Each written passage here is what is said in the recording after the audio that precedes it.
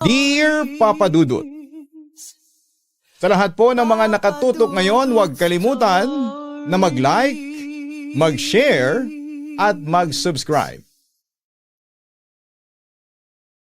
Magandang gabi po sa inyong lahat, Papa Dudut, at sa mga libo-libo ninyong taga-subaybay.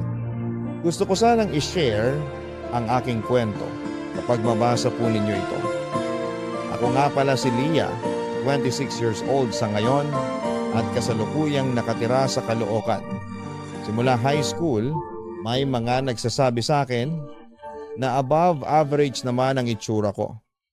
Pero sa hindi malamang kadahilanan ay hindi ako pansinin o ligawin ng mga lalaki, lalo na sa school namin.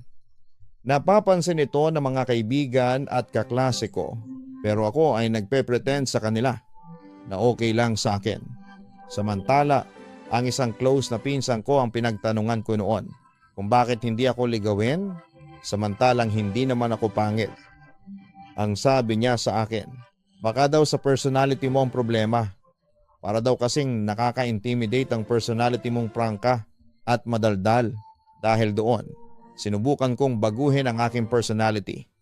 Naging listener ako at hanggat maaari ay pinigilan kong maging taklesa. Kaso Papa Dudut, wala ding nangyari. At sa halip na manliligaw, mga lalaking mapangasar ang lumalapit sa akin.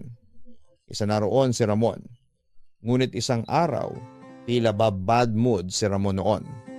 Habang nagkwekwentuhan kami ng mga kaibigan kong sina Kathy at Diane tungkol sa mga love life nila, ay bigla na lamang itong nagalit sa amin. Ano ba ang iingay ninyong tatlo ha? Sabi ni Ramon sa amin. Ano bang pakialam mo, ha Ramon? Kumpront ako sa lalaking yon. Ang ingay ninyo nakakaistorbo kayo sa nag-aaral? Walang chill na sagot ni Ramon sa akin. Kung gusto mo sa tahimik na lugar, doon ka mag-aral sa library? Sarkastikong baliko sa kanya. Pero hindi nagpapigil si Ramon sa amin. Baka nakakalimutan ninyo, classroom to. Hindi palengke. Kaya kayo nandito sa loob ng classroom para mag-aral, hindi para magtsismisan. Kung may kabuluhan sana yung pag-uusap ninyo, ay okay lang. Kaso wala Puro na naman ninyong mga love life ninyo yung pinag-uusapan ninyo. Tila disgusted siya sa topic na pinag-uusapan namin ng mga kaibigan ko. Anong pakialam mo kung yun ang usapan namin? Kontrang banat naman ni Kathy kay Ramon. Yun nga wala naman kaming pakialam dyan sa love life ninyo. Pero sa buong klase, hindi naman interesante. Nakakadagdag lang kayo sa noise pollution. Alam nyo ba yun ha? Palibhasa kasi wala pa si Miss De La Cruz. Kaya ang dadaldal ninyo. Manahimik nga kayo dyan. Yon ang huling pagkumpronta sa amin ni Ramon dahil dumating na noon ang teacher namin, Papa Dudut. Inis na inis ako noon kay Ramon at sobrang nasira ang araw ko noon. Kaya noong matapos ang klase ay mag-isa na lamang akong umuwi. Ngunit nagulat ako nang bigla akong tinawag ni Ramon at kinausap. Uy, Leah. Sorry kung nasigawan kita kanina ha. Sorry na rin kung madalas kitang asarin at kung minsan ay napapaiyak pa kita. Sinserong wika niya sa akin. Nagtanong naman ako sa pagbabago ng kanyang trato sa akin. Teka, bakit ka ba nagsusorry ng ganyan? Curious kong tanong sa kanya. Ang totoo niyan, Leah, nagsisisi ako sa mga ginawa ko sa inyo noon. Ngayon ko lang nalaman na dapat noon ko pa ina-appreciate ang kabaitan at kabutihan mo. Hindi kita dapat pinakitaan ng masama. I'm sorry talaga. Sana mapatawad mo ako, wika niya sa akin. Napahinga naman ako ng maluwag at napangiti na rin dahil sa wakas ay narinig ko na ang gusto kong marinig sa kanya noon pa. Okay, pinapatawad na kita. Yon ang naging desisyon ko. Papa Dudut, masungit dati sa akin si Ramon. Ewan ko po ba, pero sa kada buka ng bibig ko ay palagi na lamang siyang nagagalit sa akin. Minsan naman ay inaasar niya ako kung saan napapaiyak na lamang ako. Pero noong araw na yon ay biglang nagbago ang lahat. Bumait sa akin si Ramon at hindi na siya katulad ng dati. Naging madalas ang aming pagsasama-sama at madalas din kami mag-partner sa mga projects at reports. At sa mga oras na yon, ay aaminin kong merong something sa amin ni Ramon, kaya hindi ko maiwasan at mapigilan na kiligin sa tuwing magkakasama kami. Samantala, isang araw, nagkaroon ng inter-school competition sa basketball kung saan ay kasama si Ramon sa pambato ng school namin. Siyempre, todo cheer kami, Papa Dudut. Lalo na ako, sumisigaw ng pangalan ni Ramon. At mukha namang na-inspire si Ramon sa cheering ko, kaya nakailang 3-point shot siya sa game na yon. Uy guys, thank you sa support sa team natin kanina. Lalo tuloy kaming ginanahan sa laro, wika ni Ramon pagkatapos ng game. Naku, wala yun Ramon. Obligasyon namin yon na suportahan ang school natin. Anyway, ang galing ninyo ha. Congrats. Bati ni Kathy kay Ramon. Salamat Kathy. Pagkatapos noon ay bumaling si Ramon sa akin. Oh, ikaw? Wala ka bang sasabihin? Tanong niya sa akin. Nagulat naman ako noon at sobra akong na-speechless habang nakatingin noon sa shirtless na si Ramon. Ewan ko ba, pero nakaramdam ako ng tingling sensation nang makita ko ang katawan niya. Samantalang lumapit sa akin si Ramon at inakbayan ako. Ikaw ang inspiration ko, Lia. Halos pabulong niyang wika sa akin. Narinig naman yon ni Kathy at napangisi sa akin. Oh, bakit namumutla ka dyan? Inakbayan ka lang ni Ramon. Tila pangaasar pa sa akin ang kaibigan kong si Kathy. Ramon, ang galing mo. Sana panalunin mo pa yung school natin ha. Yun na lamang ang nasabi ko sa kanya. Oo naman. Basta manonood na lang palagi yung ultimate inspiration ko. Nakangiting wika ni Ramon sa akin.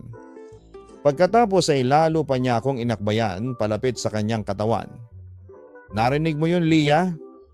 Ikaw daw ang inspirasyon ni Ramon. Pangaasar pa na wika ni Kathy sa akin. Naku, Kathy, huwag ka magsimula dyan. Baka i-shoot kita sa basketball ring Saway ko sa kanya. Anyway, saan pala ang punta ninyo? Tanong ni Ramon sa amin. Sa bahay ni Dayan. Doon mag-practice ng cheer dance ang buong section natin. Inform ko sa kanya. Talaga? Nagpa-practice o tumatambay lang kayo doon para makipagkulitan? Hindi bale. Handa naman ako makipagkulitan sa iyo Natatawang sagot niya sa akin. Ngunit sa hindi kalayuan ay may naispatang kami ni Ramon. May matang nakatitig sa amin si Marco. Isa sa mga campus heartthrob sa amin.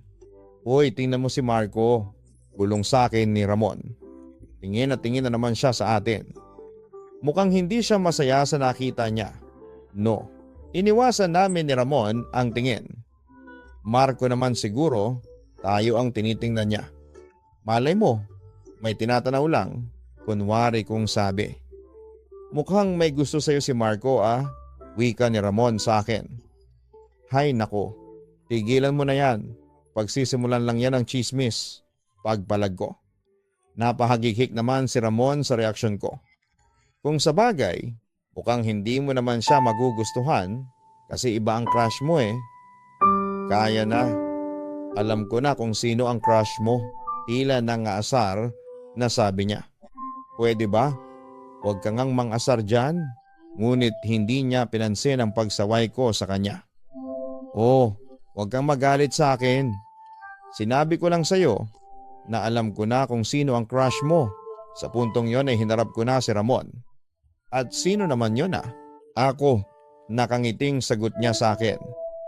Napalunok naman ako, lalo na nang kindatan niya ako. Anong sabi mo? Ikaw ang crush ko? Huwag kang asuming dyan. Wika ko sa kanya. Joke lang. Nag-assume lang ako, Lia. Hindi ko naman talaga alam kung sino ang crush mo Natatawang sagot niya sa akin. Asa ka pang magkaka-crush ako sa'yo. Kunwari kong sabi noon kay Ramon. Pero deep inside ay aaminin kong napapalunok ako, lalo na kapag nakikita ko ang kanyang katawan. Pero Papa Dudut, hindi ko masasabing crush ko si Ramon dahil paiba-iba ang mga nararamdaman ko noon. At saka may secret crush na kasi ako noong mga panahong iyon, si Marco. Kaya kahit na kinikilig ako kay Ramon, ay hindi sumagi sa isipan ko na magiging kami sa hinaharap. Anyway, napansin ko naman kay Marco na hindi maganda ang mood niya sa tuwing nakikita niya kami ni Ramon na magkasama. Kaya isang araw ay nagpapansin na sa akin si Marco. At nakumpirma ko ngang totoo yon nang aminin sa akin ang kaibigan at psychic niyang si Ben. Samantala, hindi naman direkta nanligaw si Marco sa akin, Papa Dudut. Pero alam ko na may gusto siya sa akin. Nagkakaroon kami ng pagkakataon ni Marco na magkasama at sa mga unexpected na pagkakataon ay pinagtatagpo kami ng tadhana. Uy, Ben, may nasabi sa akin si Jerry. Panimula ko nang mapag-usapan namin ang kanyang kaibigan. Ha? Ano na naman yun? Tungkol saan ang sinasabi niya sa'yo? Tanong niya sa akin. Nasabi sa akin ni Ben na kaya ka daw masungit sa akin minsan kasi nakikita mo ako nakasama ko si Ramon. Naiinis ka raw kapag nakikita mo kaming sweet ni Ramon? Diretsa ang tanong ko sa kanya. Tumango siya bilang sagot sa tanong ko. Kayo na ba ni Ramon? Curious na tanong pa niya sa akin. Kaibigan ko lang siya. Wala kaming relasyon. Huwag kang mag-alala, iiwasan ko na si Ramon para hindi ka na mainis sa akin. Paniniguro ko sa kanya. Kaya may papakiusap sana ako sa iyo, wika niya. Pagkatapos ay niyakap niya ako at hinalikan sa labi. Hindi ako pumalag noon at agad na bumigay ang aking pagkababae. Kaya pakiusap, kahit kailan, huwag ka nang lalapit kay Ramon. Nasasaktan kasi ako. Hindi ko alam ang gagawin ko. Sa tuwing nakikita kitang masaya sa piling niya, pakiusap pa niya sa akin. Tumango lamang ako noon. Bilang response na gagawin ko ang kanyang pakiusap sa akin. Sa kabilang banda, nagkaroon naman kami ng pagkakataon ni Ramon na magkasabay. Isang maulang araw.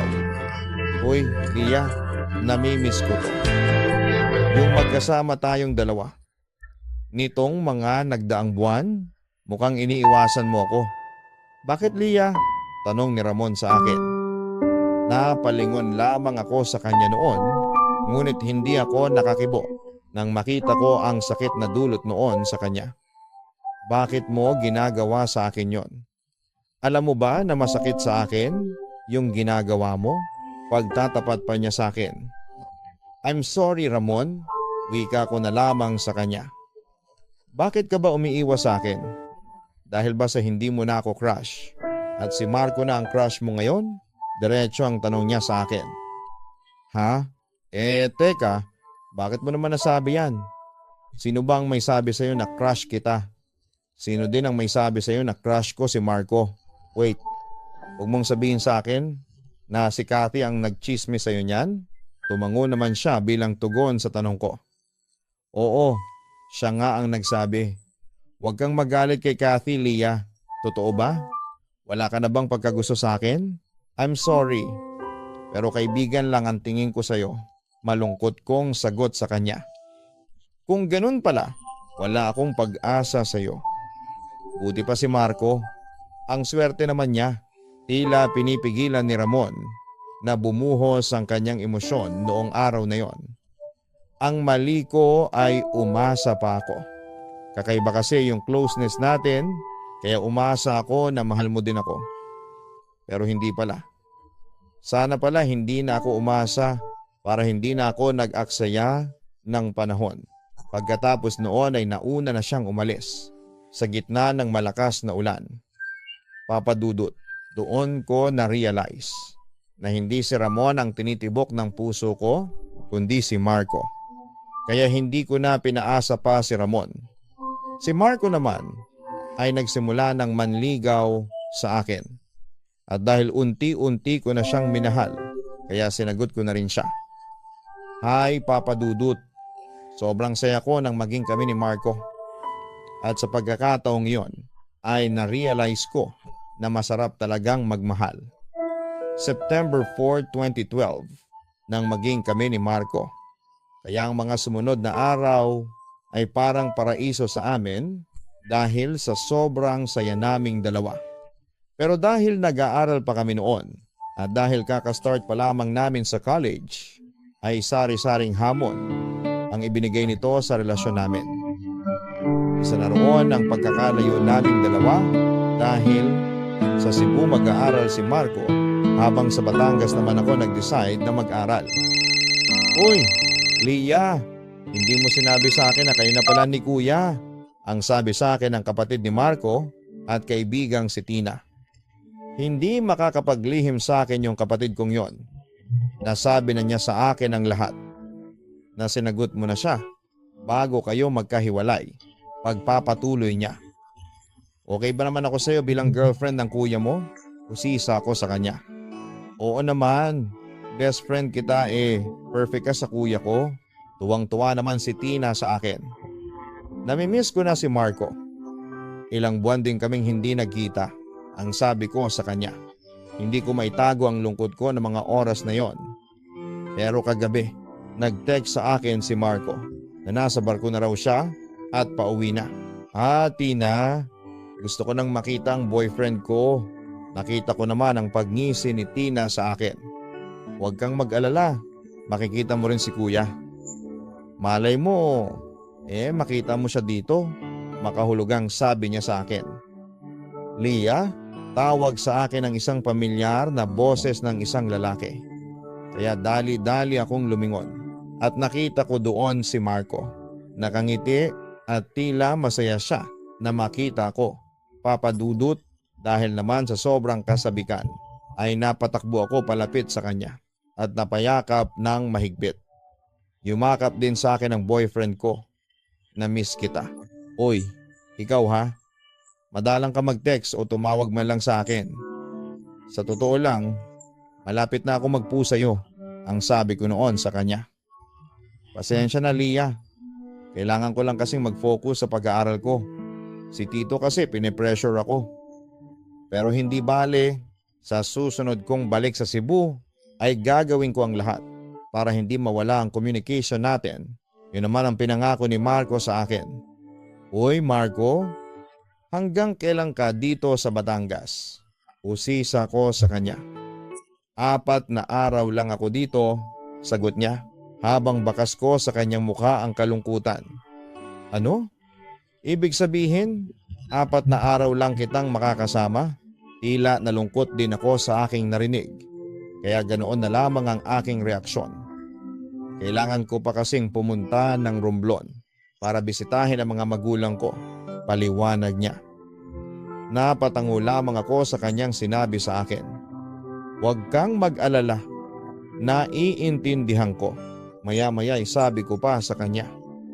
Alam ko na pareho tayong busy sa mga pag-aaral natin, pero sana naman magkaroon naman tayo kahit na kaunting oras man lang para sa relasyon natin Marco.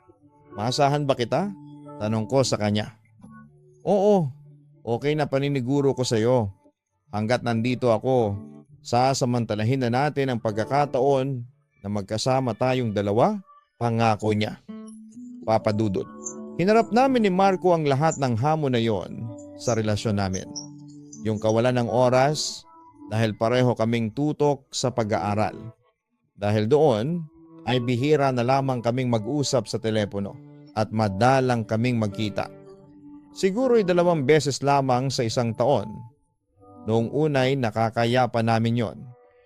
Pero dumating din ang panahon na parang mas kailangan ko ang personal niyang presensya. Kaso hindi kami magkasundo ni Marco sa bagay na yon. Kaya nauuwi kami sa madalas na tampuhan. Samantala, isang gabi, isang tawag ang aking na-receive. Hello Lia, tanong ni Marco sa kabilang linya. Nasaan ka na? Agad kong tanong sa kanya nang marinig ko ang kanyang boses. Nandito sa bus station. Tipid na sagot ni Marco. Bakit? Hindi ka nagpaalam sa akin. Bakit hindi mo man lang ako hinintay na umuwi bago ka umalis? Tila nagtatampo na ako noon sa kanya. Sorry Leah, tanging nasagot lamang niya sa akin. Yun naman kasi, ang hirap sa'yo alis ka ng alis. Tapos babalik ka lang kung kailan mo gustong bumalik. Ano ka ba naman Marco? Hindi na nga tayo madalas na magkakasama. Tapos yan pa ang ginagawa mo. Alam mo, nakakainis ka na talaga. Sa puntong iyon ay sumabog na ang aking emosyon. Sorry na, huwag ka nang magalit. Nag-aalala niyang wika sa akin. Ganito na lamang ba talaga palagi ha Marco? Palagi na lang bang long distance ang relasyon natin? Sa totoo lang, nakakasawa na yung ganitong sitwasyon natin. Agad naman nagsalita si Marco para sagutin ako. Anong gusto mong gawin ko? Tumigil na ako sa pag-aaral para lang makasama kita. Hindi naman pwede yun. Paano naman ang kinabukasan ko? Ang magiging kinabukasan nating dalawa. Ngunit hindi ako nakumbinse sa kanyang sagot. Ano bang plano mo sa relasyon natin ha? Hanggang text at tawagan na lang ba tayo? Okay lang sana kung regular ka nagte-text o tumatawag sa akin. Kaso once in a blue moon lang Marco. Almost 4 years na tayong ganito. Hindi ka ba nagsasawa doon? Tanong ko pa sa kanya. Akala ko ba naiintindihan mo, Leia? Ilang beses ko nang sinabi sa iyo na kailangan kong mag-aral, ngunit hindi pa natatapos ang kanyang sinasabi. Nang bigla na lamang akong nagsalita. Pero kailangan ko rin na maramdaman mula sa iyo na mahalaga ako sa iyo, na may panahon ka para sa akin. Yun lang naman ang hinihingi ko sa iyo bilang girlfriend mo. Kaunting panahon lang, inis ko sa kanya. Gustuin ko mang ibigay sa iyo yon, kaso hindi ko talaga maibigay. Tila sumusukong sagot ni Marco. Kung ganun pala, dapat hindi ka na lang nag-friend Marco. Mukhang nakakaistorbo na yata ako sa buhay mo Sige, para mawalan ka na ng sagabal sa buhay, lalayo na lamang ako sa iyo. May halong pagbabantang wika ko. No, Leah, wag. Nagulat ako sa sinabi niya. Nagpatuloy lamang ako. Wag kanya-kanya na lang siguro tayo Marco? Sa pagkakataong iyon ay narinig kong huminga ng malalim si Marco. Pagkatapos ay muli siyang nagsalita. Gusto kong makipaghiwalay na sa iyo? Sige, go on. Kung yan ba ang gusto mo? Kung saan ka masaya, sige, gawin mo. Hiwalayan mo ako. Hamon niya sa akin. Nagulat naman ako sa kanyang sinabi noon. Hindi ko na kayang pigilan pa ang pagdaloy ng aking emosyon. Hindi yan ang ini-expect kong sasabihin mo. Naiiyak na sabi ko sa kanya. Anong gusto mong marinig sa akin? Napigilan kita sa gusto mong mangyari? Leah, sa totoo lang, nakokonsensya na rin ako sa ginagawa ko sa iyo. Wala akong kwentang boyfriend. Wala akong binigay sa iyo kundi sama ng loob. Alam mo, you deserve someone better. At mukhang hindi ako yon, wika sa akin ng boyfriend ko. Bagamat nararamdaman ko rin ang sakit sa part niya habang binibitawan niya ang mga salitang yon. Maglilimang taon na tayo Marco. Sasayangin lang ba natin ang lahat ng alaalang binuo natin? Umiiyak na tanong ko sa aking boyfriend. Kung hindi ka na maligaya sa akin, kung gusto mong maghanap ng iba, sige, bahala ka. Hindi kita pipigilan pagtatapos niya. Pero bago niya ibaba ang phone, ay agad akong nagsalita sa kanya at ibinuhos ko na ang lahat ng gusto kong sabihin. Yan lang naman ang gusto mo, hindi ba? Ang mawala ako sa landas mo? Alam mo Marco, disappointed ako sa iyo ngayon. Kung napatunayan na wala na palang halaga sa iyo ang halos 5 taong pinagsamahan natin, sige, kung ayaw mo na, ayaw ko na rin. Goodbye. Doon ay ako na ang nagpatuloy ng aming tawagan. Iyak ako ng iyak noon, Papa Dudut. Hindi ko in-expect na doon magtatapos ang aming relasyon. Pero nakareceive ako ng text message sa kanya. Mahal kita Leah. Kaunti na lang ang pagtitiisan natin at matatapos din ito. Isipin mo, kung kailan nasa malapit na tayo, saka pa tayo susuko. Huwag naman, Leah. Ipaglaban natin ang relasyon nating ito. Huwag nating sirain ang 5 taong binuo natin. Please, magtiwala ka lang sa akin. Maniwala ka. Darating din ang panahon na magkakasama rin tayo ng matagal. Leah, hindi ako magsasawang banggitin sa iyo na mahal kita. Kaya huwag ka na magtampo sa akin. Yun ang mahabang text message niya sa akin. Pagkatapos noon ay may dumating pang pahabol na text message mula kay Marco. Bakit? Tandaan mo to, pangako. Babalikan kita. Yon ang nakasaad sa mensaheng yon.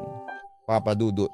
Lumipas ang mga taon at naging okay ang eksena sa amin ni Marco. At dahil nga sa kawalan niya ng panahon, kaya unti-unti nang nawala ang pagmamahal ko at natuto akong mangaliwa. Oo, Papa Dudut, naging two-timer ako. Lahat ng mga hindi maibigay sa akin ni Marco ay hiningi ko sa boyfriend kong panakipbutas. Pero dumating din ang panahon na tuluyan ng nanamlay ang relasyon namin ni Marco na nauwi sa isang masakit na eksena. Wala akong kaalam-alam habang nilalambing ako ng aking second boyfriend ay may matang nagmamasid na pala sa amin. Pagkatapos ay muli akong nakatanggap ng tawag mula kay Marco at nakikiusap siya sa akin na magkita kaming dalawa. Agad ko naman siyang pinuntahan at doon ay nalaman ko ang katotohanan. Siya na ba ang mahal mo? Siya na ba ang pinalit mo sa akin? Tanong niya sa akin. Ngunit hindi pa ako nagsasalita nang muli siyang magpatuloy. Kaya pala bigla mo na lang akong iniwan. Yun pala ay dahil sa kanya. Bakit hindi mo sinabi yun sa akin? Bakit mo ako pinaglihiman, Leah? Bakit mo ako niloko? Pagkatapos noon ay nalaman ko na nakita pala ako ni Marco na nakikipaglambingan sa ibang lalaki. Sana naman ay nakipaghiwalay ka sa akin ng maayos. Muling wika sa akin ni Marco. Paano ako makikipaghiwalay sa iyo? Wala ka ngang panahon sa akin, hindi ba?